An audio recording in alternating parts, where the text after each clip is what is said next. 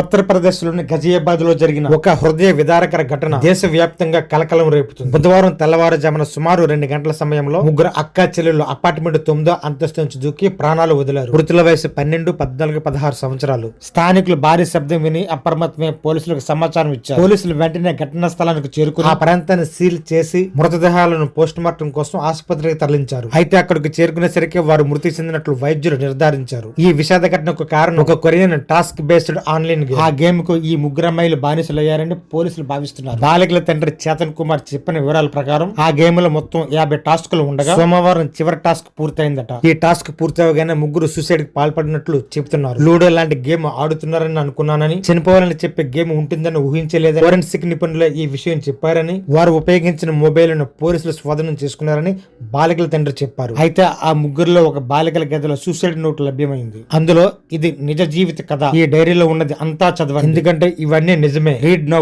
I'm really sorry నాన్న అని రాసి ఉంది. పోలీసులు ఆ నోట్ ను స్వాధీనం చేసుకున్నారు. అలాగే గదిలో కుటుంబ సభ్యుల ఫోటోలు చెల్లాచెదరిగా పడి ఉండటం పోలీసులు గుర్తించారు. ఈ ఘటనకు ఆన్లైన్ గేమింగ్ కారణమా అనే విషయాన్ని పోలీసులు ఇంకా అధికారికంగా నిర్ధారించలేదు.